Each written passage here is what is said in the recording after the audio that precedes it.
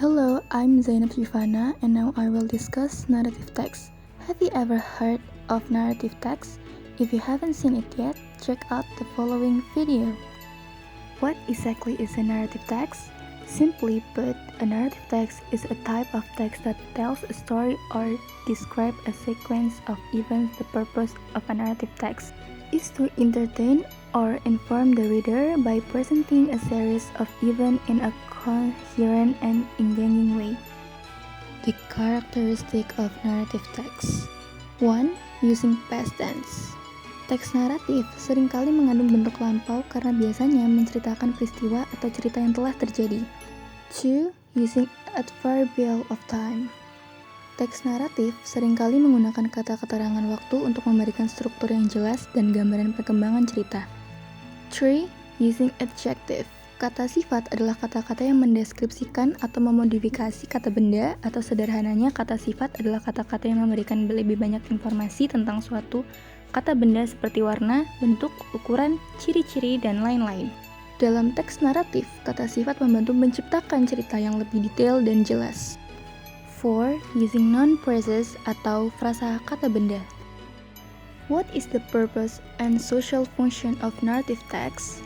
The purpose of a narrative text is to tell a story or recount a series of events in an engaging and entertaining way for the reader.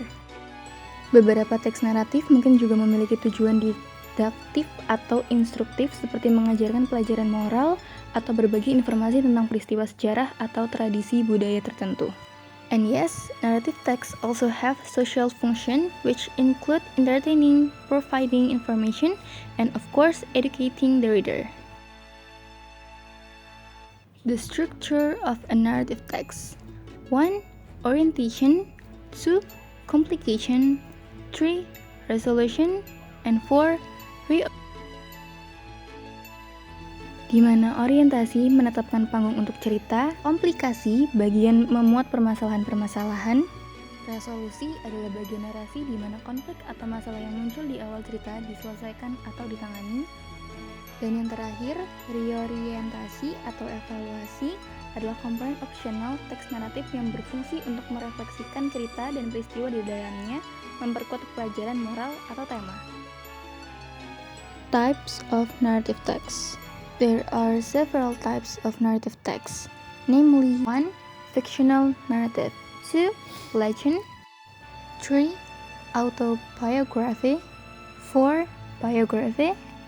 And the last one, memoir.